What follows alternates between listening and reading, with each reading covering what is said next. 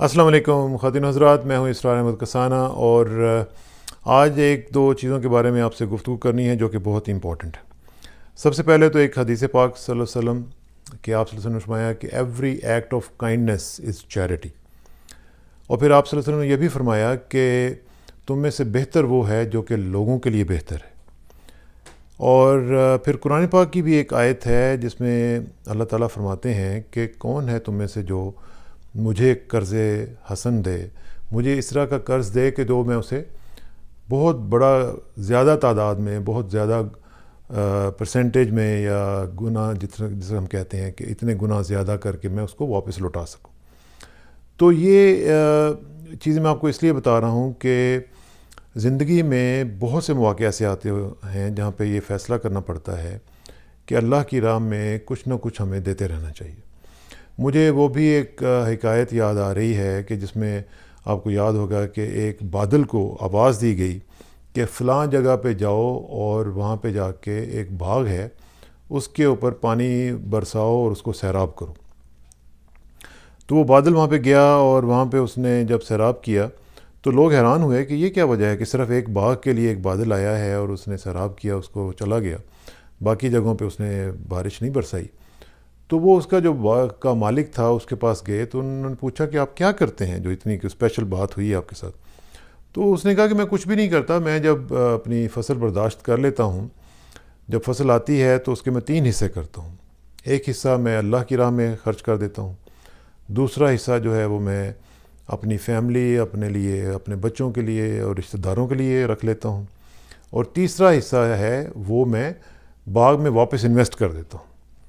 تو یہ دیکھیں کتنا خوبصورت بزنس ماڈل ہے۔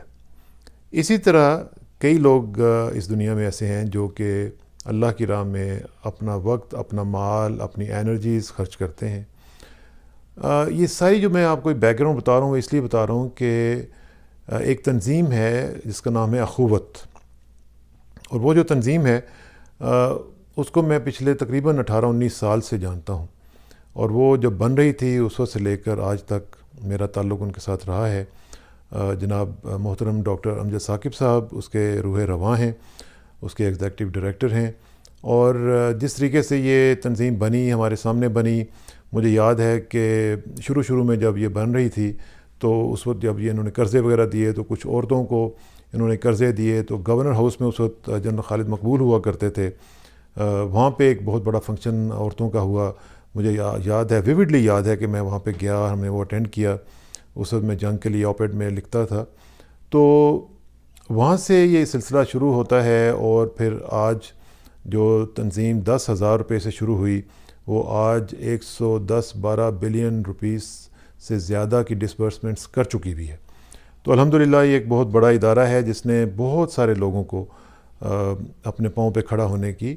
ہمت عطا کی ہے۔ تو اس لیے میرا ایک تو رابطہ رہا ان سے،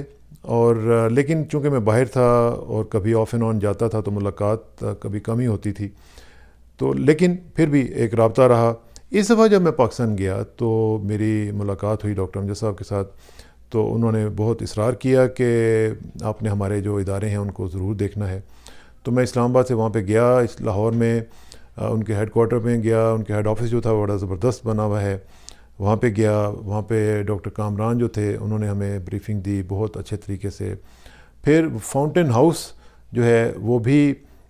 ایک ایسا ادارہ ہے جو کہ مینٹلی ریٹارڈیڈ لوگوں کے لیے، اور جو تھوڑے سے سائیکولوجیکلی تھوڑا سا پیچھے رہ جاتے ہیں لوگ، ان کی مدد کرتا ہے۔ اس کے بھی آج کا روح رواں ڈاکٹر امجد ہی ہیں۔ وہاں پہ بھی میں گیا، جس طریقے سے وہ کام کر رہے ہیں وہاں پہ، اور جس طریقے سے لوگوں کی مدد ہو رہی ہے، میرا بڑا دل خوش ہوا۔ وہاں پہ میں نے دیکھا کہ کس طرح لوگوں کی جو آسانیاں ہیں وہ بانٹی جا رہی ہیں، اور ایک تو ہمیں وہاں پہ ایک ڈیمو دیا گیا کہ وہاں پہ جو بیچارے لوگ تھے وہ وہاں پہ موسیقی کی تعلیم بھی حاصل کر رہے تھے، انہوں نے مجھے گانا بھی سنایا، اور اسی طرح کچھ لوگ جو تھے وہ آرٹ ورک کر رہے تھے۔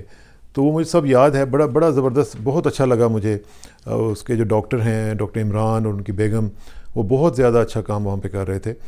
پھر میں اخوت کے ہیڈ آفس میں گیا، وہاں پہ جب میں نے دیکھا تو جس طریقے سے وہاں پہ ڈسبرسمنٹس ہو رہی تھیں، ایک مسجد کا جو کانسیپٹ ہے وہ وہاں پہ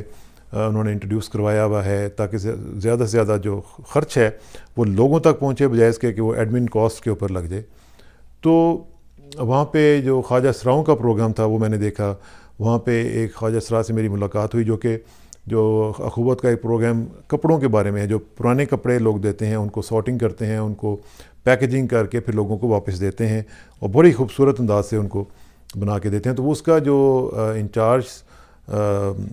شخصیت تھیں وہ خواجہ اسرا تھے. ان سے میری ملاقات ہوئی تو وہ بڑا اچھا لگا ان سے بات کر کے, اور جس طریقے سے وہ لوگوں کی خدمت کر رہے ہیں وہاں پہ اور پسے ہوئے طبقوں کی, تو مجھے بڑا اچھا لگا, بہت ہی موونگ تھا. اسی طرح جو ان کا مائکرو فائنینس کا پروجیکٹ ہے, آپ کو مینلی تو وہی ہے, سب سے بڑا پروجیکٹ ہے, اور اس میں انہوں نے سب سے جو بڑا پیراڈائم انہوں نے شفٹ کیا ہے وہ یہ کیا ہے کہ دنیا میں ایک ایسا کانسیپٹ انٹروڈیوس کرا دیا ہے کہ انٹرسٹ فری لوننگ بھی ہو سکتی ہے. اور سب سے بڑی جو بات جو مجھے سب سے اچھی لگی وہ یہ تھی کہ جو ان کا کانسیپٹ تھا مواخات کا, اخوت کا, وہ نبی کریم صلی اللہ علیہ وسلم کی زندگی سے لیا گیا ہے. تو میں سمجھتا ہوں کہ یہ جو چیز تھی اس نے مجھے بہت ٹچ کیا کہ آج بھی اگر ہم چاہیں, آج بھی اگر ہم سوچ لیں کہ ہم نے نبی کریم صلی اللہ علیہ وسلم کی زندگی کو اپنی زندگی کا نمونہ بنانا ہے تو ہم بہت سے کام کر سکتے ہیں. اور یہ ڈاکٹر امجد ثاقب صاحب کو اور ان کی ٹیم کو یہ کریڈٹ جاتا ہے کہ انہوں نے یہ کر کے دکھا دیا کہ 100 ارب سے زیادہ کے جو قرضے ہیں وہ انہوں نے لون فری, یعنی اس پہ کوئی انٹرسٹ فری ہے, کوئی انٹرسٹ نہیں ہے, سود نہیں ہے, اور سب سے بڑی وجہ اس کی کامیابی کی بھی مجھے یہی لگتی ہے کہ اس میں حرام کی کوئی چیز نہیں ہے. تو اس لیے میں سمجھتا ہوں کہ یہ بہت بڑا کام ہے وہ جو کر رہے ہیں. پھر اس کے علاوہ انہوں نے جب یہ دیکھا کہ اگر انٹرسٹ فری لوننگ ہو سکتی ہے تو فیس فری تعلیم بھی ہو سکتی ہے, تو پھر اس لیے وہ پھر چلے گئے اس میں تعلیم کے شعبے میں. اور ایک یونیورسٹی جو ہے وہ بنائی جا رہی ہے قصور کے قریب, لاہور اور قصور کے درمیان. اب میں گیا تھا وہاں پہ, بہت خوبصورت جگہ بھی بہت خوبصورت ہے, اور اس کا جو آرکیٹیکچر ہے وہ بہت خوبصورت ہے. بچے وہاں پہ غریب لوگوں کے پڑھ رہے ہیں, اور بہت بڑی تعداد میں تقریباً میرا خیال ہے 300 بچہ وہاں پہ آلریڈی پڑھ رہا ہے. جتنے بھی پاکستان کے فار فلنگ ایریاز ہیں, جو بیکورڈ ایریاز ہیں, وہاں سے لوگ آئے ہوئے تھے. مثلاً ایک بچہ مجھے ملا تو وہ ڈیرہ بگٹی سے تھا, ایک بچہ ملا جو راجن پور سے تھا, ایک گلگت بلتستان سے تھا. تو جہاں پہ وہ رہتے ہیں ہاسٹل میں بھی, وہاں پہ بھی ایک کمرے میں اگر 5 یا 4 بیڈز ہیں تو مختلف صوبوں کے مختلف بچے جو ہیں وہ وہاں پہ رہتے ہیں, تاکہ ایک پاکستانیت کا جو ایک عنصر ہے اس کو انٹروڈیوس کرایا جا سکے. تو بڑا ہی اچھا لگا مجھے یہ سارے پروجیکٹس. میں نے جب ان کے دیکھے تو مجھے بہت اچھا لگا, اور میں نے ڈاکٹر امجد صاحب سے کہا تھا کہ میں جس قابل بھی ہوں میں کوشش کرتا ہوں کہ ہم مل کے اس پروجیکٹ کو آگے لے کے چلتے ہیں. آج میں آپ سے یہ کہنا چاہتا ہوں کہ میں نے اللہ کے فضل و کرم سے استخارہ کرنے کے بعد میں نے یہ فیصلہ کیا ہے کہ میں آج سے اخوت کے لیے کچھ نہ کچھ جو بھی ہو سکے گا اخوت کے سپاہی کے طور پر اپنا کام شروع کروں گا. اور اس میں مجھے آپ کی ضرورت پڑے گی. آپ جتنے بھی لوگ میرے دوست, میرے جاننے والے جتنے بھی اور جہاں پہ بھی ہیں وہ ہمارے ساتھ کانٹیکٹ کریں گے, اور ہم مل کے انشاءاللہ اس پروگرام کو آگے لے کے چلیں گے. بالخصوص یہاں پہ کینیڈا میں جو لوگ رہتے ہیں, ہم ابھی کوشش کر رہے ہیں کہ کینیڈا میں اخوت کو رجسٹر کروایا جائے, اور یہاں پہ لوگوں کو اس کانسیپٹ سے انٹروڈیوس کروا کے, اور جو بھی لوگ جس میں کنٹریبیوشن دینا چاہتے ہیں وہ اس میں آگے بڑھیں اور اپنے لیے دین اور دنیا کی کامیابی کا جو ایک توشہ ہے وہ اس کو انشور کر سکیں. تو میری آپ سے گزارش ہوگی کہ جو ہمارا پیج ہے اسرار کسانہ آفیشیل, اس کے تھرو آپ مجھ سے کانٹیکٹ کر سکتے ہیں, اور جو ہمارا یوٹیوب پہ چینل ہے اسرار کسانہ شو کے حوالے سے اس کو آپ سبسکرائب کریں اور بیل آئیکن کو دبا دیں, تاکہ جو بھی ہم ویڈیوز ہم اس حوالے سے آپ کے ساتھ شیئر کریں تو وہ آپ کو فوری طور پہ مل جایا کریں. اور